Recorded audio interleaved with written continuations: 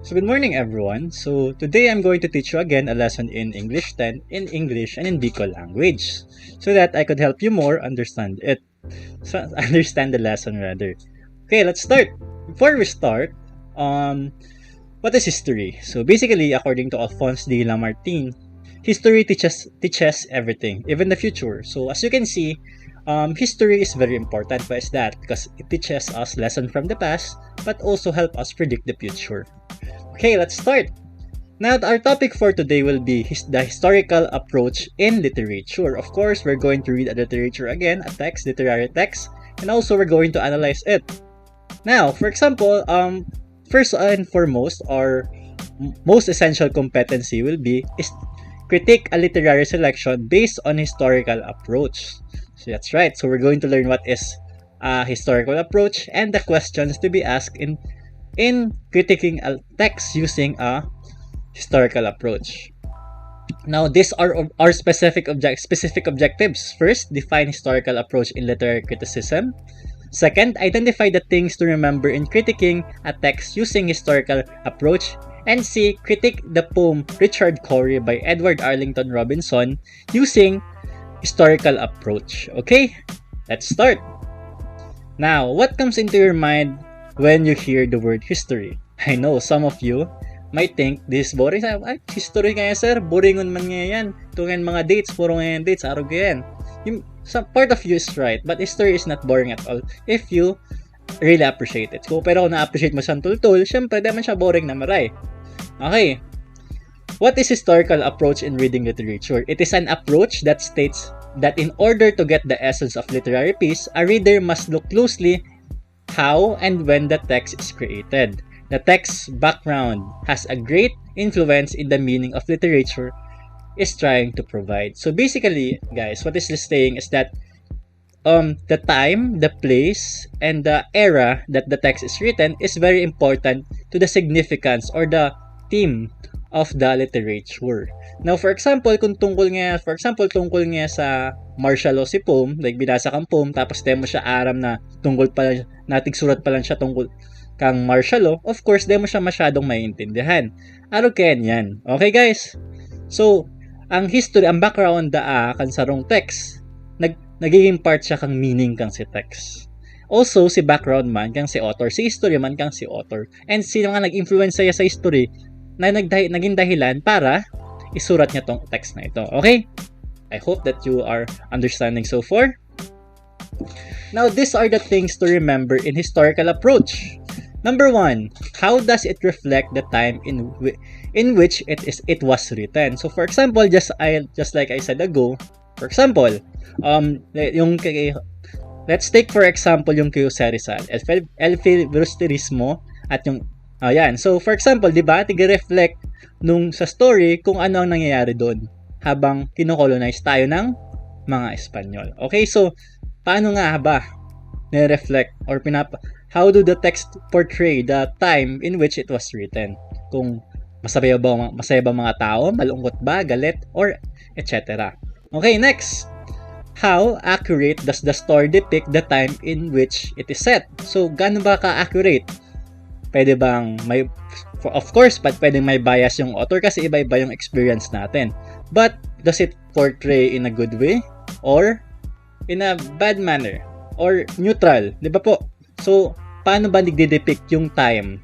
For example, here in the picture, as you can see, if a text is written about war, if a poem or a story is written about war, what imagery did the author use to portray the time in which the poem or the story is set? Okay po.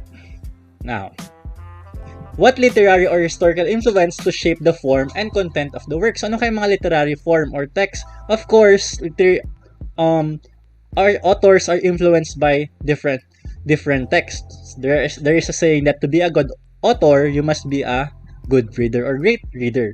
You must read a lot of text. So, of course, yung mga binasa mo, naapektuhan ka kung paano ka magsulat. So, ano kayong mga binasa ano kayong mga binasa or mga pangyayari ang nangyari doon sa author para mabigyan buhay yung sinulat niya. Okay po? Tatagalang na pata ako. Okay. Now, Letter D, how does the story reflect the attitudes, the beliefs of the time in which it was written or set? Consider beliefs and attitudes related to the race, religion, politics, gender, society, and etc. So for example, today, if there's a poem written today about social media, ano kayang pinapahiling kang poem na ito social media? Sa mga tao, sa tao, gamit ang social media. For example, the poem could be talking about how people are so obsessed with likes, with shares, with attention and stuff. Okay, so yan ang kung ano ang attitude nila, kung anong attitude ba ang panahon na ito. Okay? Now, next, what other literary works may have influenced the writer? Literary works, for example, realism ba or naturalism. Later, I'm going to explain that. And lastly, we have what historical events or movements might have influenced this writer. So, ano yung mga nangyayari sa panahon na yun na nag-influence sa kanya? Para maintindihan niya yun o para mapailing niya na ito nga nangyayari. Ito ang pagtubod ka mga tao at noong panahon. Okay, let's start with the analyzing a poem. So, as you look at the picture first, what can you see in the picture? He's well-dressed. He looks good. He looks like he is well-educated. So, that person is Richard Cory. So, that is the poem will be about him. This is by Edward Arlington.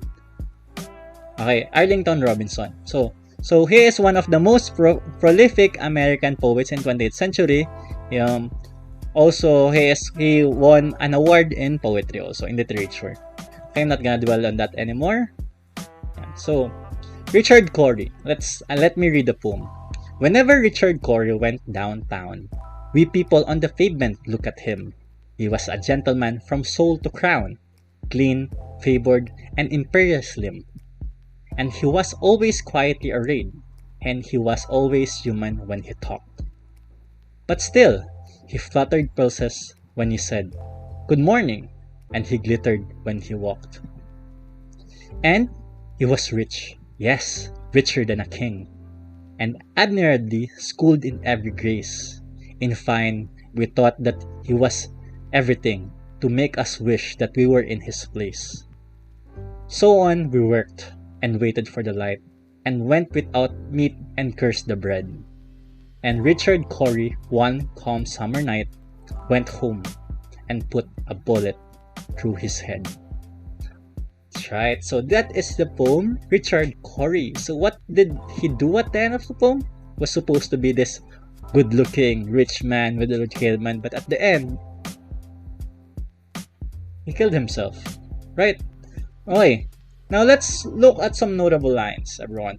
So there's a line in the poem saying, "We people on the pavement look at him." So are they on the same level? Parehas ba silang status sa buhay?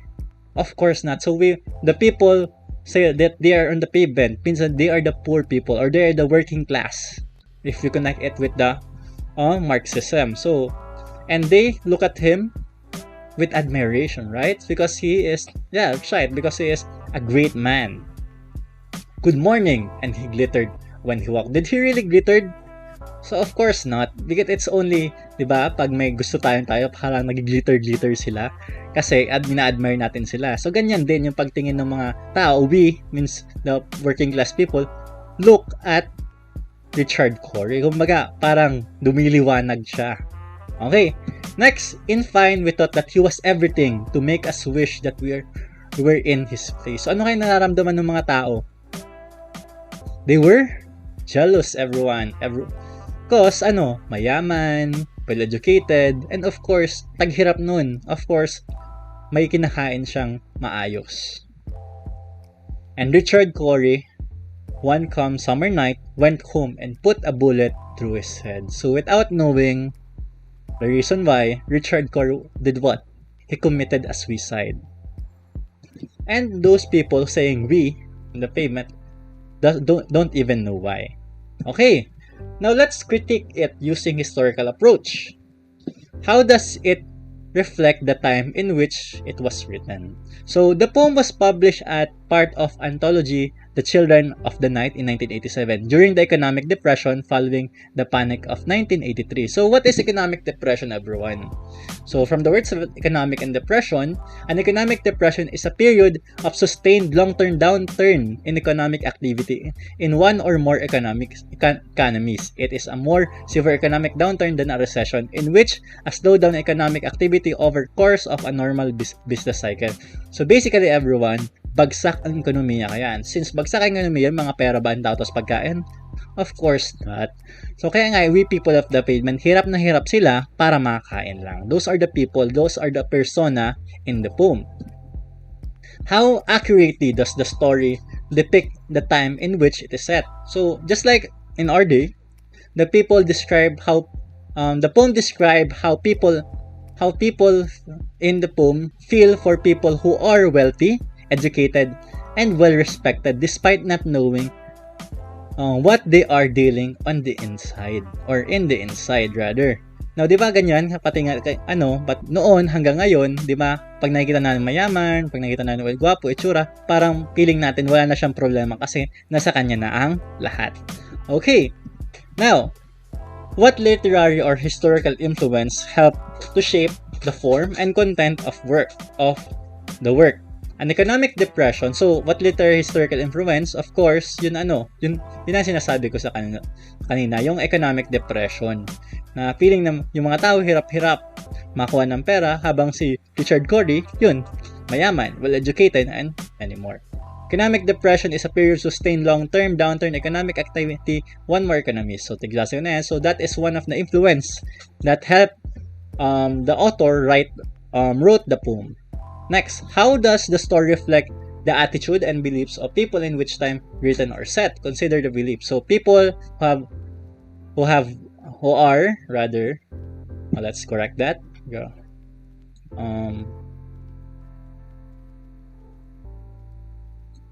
Okay, people who are wealthy, educated, and have great physical appearance deserves admiration and has no problem to deal with. So, yan ang pagtubod ni Nakado. Okay po. Now, what other literary works may have influenced the writer? Robinson was influenced by what? He was influenced by He was influenced by Romanticism and Naturalism. Okay, everyone. Okay, so what is naturalism and romanticism? So pag sinabi pong romanticism at sa literary movement that emphasis on nature and the importance of artistic freedom. So di ba pag sinabi ng romanticism, romanticize ang nature kung gaano kagayon and taga-show kita kang emotion through art. Pag sinabi naman na naturalism, it is also a literary movement taking a place from 1865 to 1900s that used detail of realism to suggest that social conditions, heredity, and environment had inescapable force in shaping human character. Pinapayag din na kung ang sa naturalism man ay ng natural process, kung ano pinagagihan yung man nag-shape kang character ta. Di ba? Same goes sa dun sa poem. Since nahiling nasakitan silang maray, akala ninda may ng problem to deal with si Richard Corey. But in reality, yes, malay mo, ang looks niya, okay, pero in reality pala, naghihirap man siya, same as those people. Okay, next. What historical events of movement? As I said, depression is one of the things that have influenced the text to be written. So that would be all. Thank you for listening to me. Later.